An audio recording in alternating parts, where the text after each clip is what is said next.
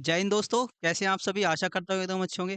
तो आज ये हमारी क्लास 15 रहने वाली है जिसमें हम पढ़ेंगे भाषा और चिंतन। भाषा और चिंतन किस प्रकार से हमारे जो विकास में भूमिका निभाते हैं, बच्चे के विकास में भूमिका निभाते हैं। ठीक है, आज देखते हैं। इससे पहले यदि आपने क्लासेस नहीं लिया है तो ज़रूर देखिए। प्लेलिस्ट में सभी क्लासेस अवेलेबल हैं सी-टेट से संबंधित। चलिए देखते हैं आज।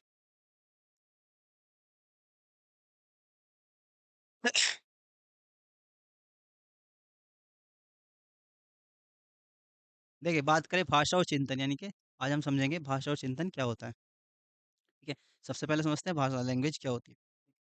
भाषा भाषा होती है विचारों को व्यक्त करने का साधन यानी अपने विचारों को जब बच्चा अपने विचारों को व्यक्त करता है, बात करता है, बातचीत करता है, वार्तालाप करता है, संप्रेषण करता है किसी और से, दूसरों से, अपने सहपाठियों से, साथियों से। भाषा के ज़रिए ही हम अपने विचारों को दूसरों तक पहुँचा सकते हैं, यानी कि हम अपने विचारों को दूसरों तक पहुँचा सकते हैं और दूसरों की बातों को समझ सकते हैं और दूसरों की बातों को और उनके विचारों को भी समझ सकते हैं। हर जीव की अपनी-अपनी भाषा होती है अलग, चाहे वो जानवर हो, चाहे वो पेड़-पौधे हों, चाहे वो मनुष्य हो। सबकी अलग-अलग भाषा होती है और भाषा के द्वारा ही एक-दूसरे के विचारों को समझ पाते हैं, बात को समझ पाते हैं। जो छोटा बच्चा होता है उसकी भी अपनी अलग भाषा होती है, जैसे कि बलबलाना, लबलाना, ठीक है? तो उनकी सबकी अपनी भाषा होती है, ठीक है? चलिए और बात समझते हैं।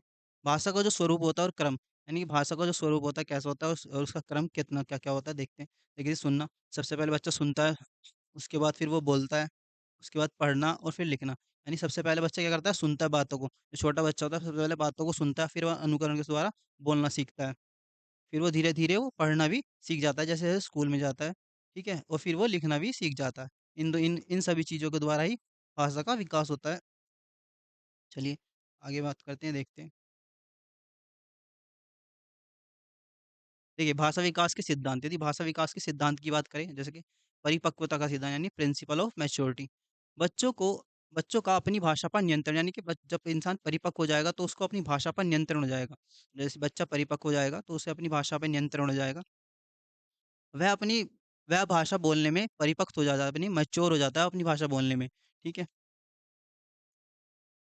मैच्योर हो जाता है, ठीक है? भाषा के द्वारा ही बच्चे विचारों का आदान-प्रदान किया जाता है, यानी कि भाषा के द्वारा ही बच्चों के द्वारा जो क्या नाम है, भाषा के द्वारा ही विचारों का आदान-प्रदान किया जाता है। जैसे कि आप इंटरव्यू में जाते हो, तो आपको एक मैच्योर इंसान हो जाता है, जब आप इंटरव्यू देने जाते हो, तो वहाँ पर आप भाषा का पता होता है कि कौन-कौन सी भाषा कब बोलनी है, किस टाइम क्या जवाब देना है।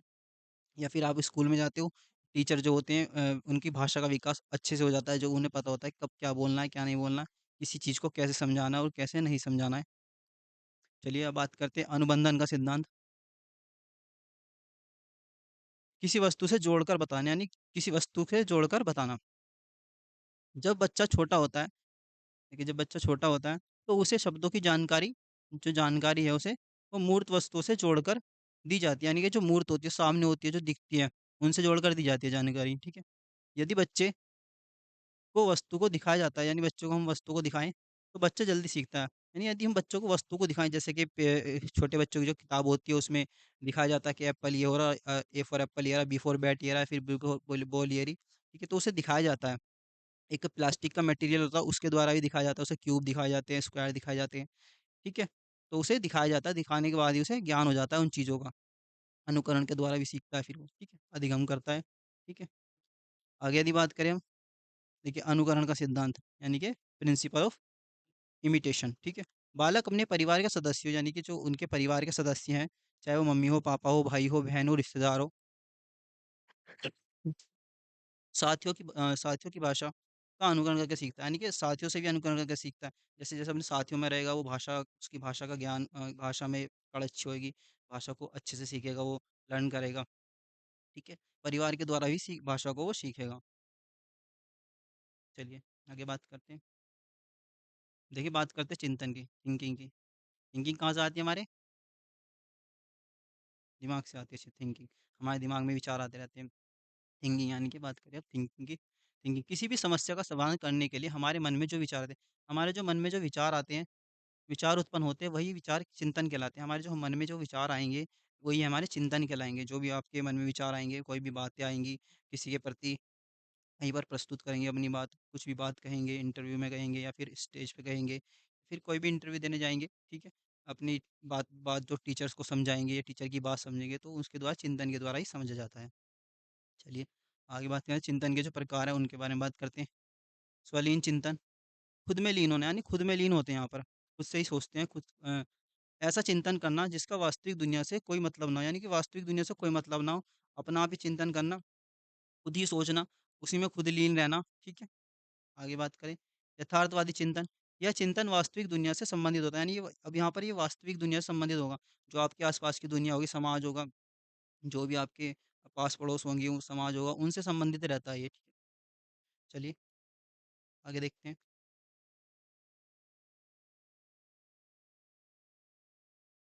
देख लेते हैं यथार्थवादी चिंतन के प्रकार, जैसे कि आलोचनात्मक चिंतन। आलोचनात्मक सोच उपलब्ध तथ्य यानी कि जो हमारे पास तथ्य उपलब्ध हैं, जो फैक्ट हमारे पास उपलब्ध हैं, साक्ष्य उपलब्ध हैं, अवलोकन अवलोकन करते हैं हम जो, वो तर्कों का विश्लेषण करते हैं। यानी कि जो हम तर्क कर रहे हैं, उनका विश्लेषण करें, ताकि तर्कसंगत, संदेहपूर्ण, निष्पक्ष विश्लेषण और मूल्यांकन के माध्यम से निर्णय लिया जाए। यानी कि आप सुन रहे हैं, बोल रहे हैं, पढ़ रहे हैं, सोच रहे हैं, समझ रहे हैं, विश्लेषण कर रहे हैं, तर्क कर रहे हैं, निर्णय ले रहे हैं, तो वही क्या कहलाता है आपका आलोचनात्मक चिंतन कहलाता है। ठीक है? चलिए आगे बात करते हैं।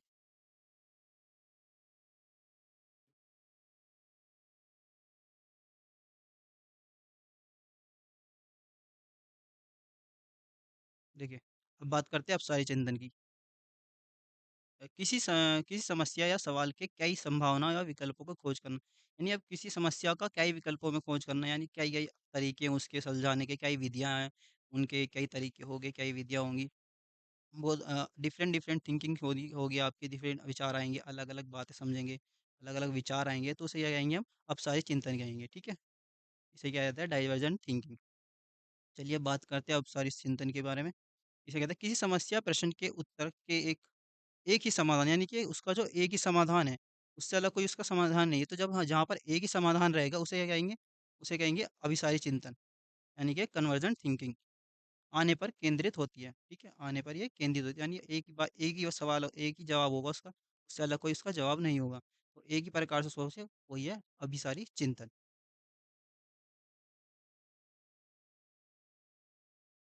चलिए चिंतन के अब सामान्य प्रकार देखते हैं क्या-क्या है।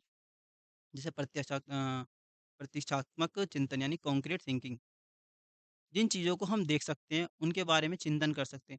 यानी हम जिन चीज़ों को देख रहे हैं अपने सामने, जो हमारी चीज़ें हो रही हैं, प्रत्यक्ष हमारे सामने है, ठीक है? चिंतन कर रहे हैं और चिंतन निम्न स्तर का होता है। कैसा होता है? ये चिंतन जो होता है वो निम्न स्तर का होगा, क्योंकि हमारे सामने ये है, उनके बारे में हम चिंतन कर लेंगे। जैसे आपके सामने बोर्ड हो, तो आप उसके बारे में चिंतन कर लेंगे, जैसे बाइक हो या फिर आपके सामने कॉपी किताबें हों या कुछ मटेरियल हो, लेकिन जो दिख सके तो उसके बारे में आप चिंतन करिए, निम्न स्तर का चिंतन होता है, ठीक है? प्रत्यात्मक चिंतन यानी कि एब्स्ट्रैक्ट थिंकिंग। जिन चीज़ों को हम देख नहीं सकते, यानी कि जिन चीज़ों को हम देख नहीं सकते उसके बारे में सोचना, ठीक है? उसके बारे में समझना और चिंतन करना उसके बारे में।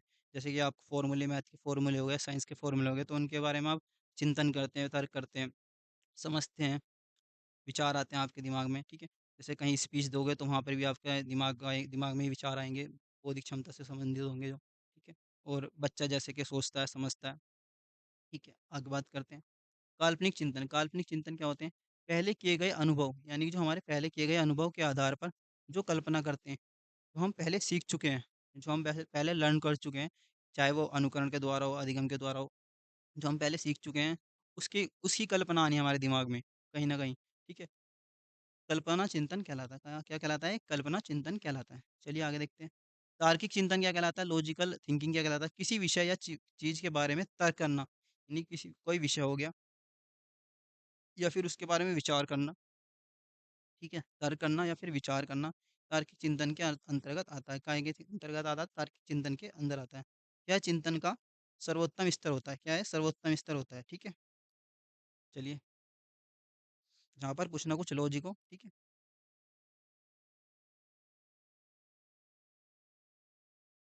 चलिए अब ये बात कर लेते हैं जेंडर की थोड़ी-सी इसमें ही। देखिए जेंडर क्या होता है? बात करिए अगर एक सामाजिक संरचना होती है जो समाज द्वारा निर्धारित हुई। कैसी प्रक्रिया होती है? समाज द्वारा निर्धारित है। समाज द्वारा ही ये निर्धारित होती है।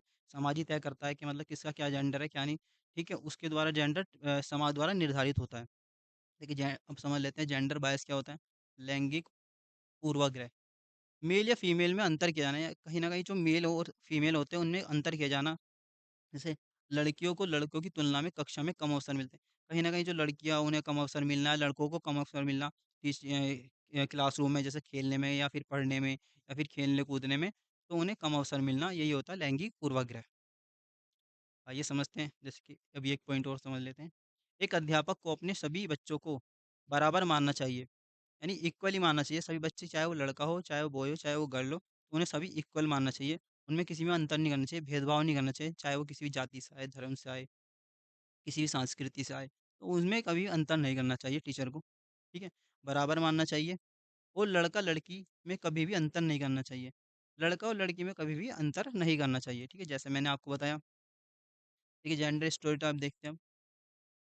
लैंगिक रूढ़िवादिता, जो चीज़ या तथ्य शुरू से चलते आ रहे हैं, यानी कि जो भी तथ्य हैं या फिर जो भी नियम, कायदे, कानून हैं, जो शुरू से ही चलते आ रहे हैं, कोई पहले से ही नियम बन रहे हैं, वे चलते आ रहे हैं या तथ्य हैं शुरू से ही चलते आ रहे हैं, उन्हीं को मानना, यानी उन्हीं को मानना लैंगिक रूढ़िवादिता कहलाता है। उन्हीं को मानते आ रहे हैं हम। महिला घर के काम करती है, पुरुष बाहर के काम करता है। जैसे कि मानते हैं कि महिला जो है वो घर के काम करती है, घर के काम करने के लिए बनी है, और पुरुष जो है वो बाहर के वर्क करते हैं। या फिर जो बाइक है वो बस मेल ही चला सकते हैं, फीमेल नहीं चला सकते। जैसे कि रसोई का काम जो है मेल नहीं कर सकते, फीमेल ही कर सकती हैं। ये मतलब ये तथ्य जो जो पहले से चलते आ रहे हैं, इन्हें कहीं न कहीं चेंज करना चाहिए। चलिए आगे देखते हैं। आगे क्या है? आगे आपकी क्लास यहीं तक थी आज की। क्लास अच्छी लगी हो तो लाइक करें, शेयर करें या सब्सक्राइब करें। चलिए आगे और देख लेते हैं। देखिए, एक बार मैं आपको और बैच की टाइमिंग दिखा देता हूँ, ठीक है? बता देता हूँ। जैसे कि ईवीएस आपको अमित सर पढ़ा रहे हैं 9 बजे, वासु सर आपको मैथ पढ़ा रहे हैं 10 बजे। हिंदी जो चल रही है आपकी 11 बजे चल रही है, सीटेट से संबंधित सभी क्लासेस चल रही हैं, और सीडीबी जो आपकी मेरे द्वारा चल रही है 12 बजे। ये क्लास जो पेपर 1 और पेपर 2 दोनों को ध्यान में रखते हुए चल रही है।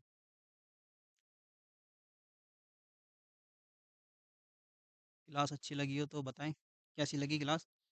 रिप्लाई ज़रूर करें, कमेंट ज़रूर करें, बताएँ कि कैसी लगी, चाहे वो पॉज़िटिव वे में हो या नेगेटिव में हो, आप बताएँ ज़रूर कि कैसी लग रही है। यदि अच्छी नहीं लग रही है तो भी बताएँ, और नहीं अच्छी लग रही है तो भी बताएँ। तो हम उस पर वर्क करेंगे, यदि अच्छी नहीं लग रही है आपको, और अच्छी लग रही है तो भी बताएँ।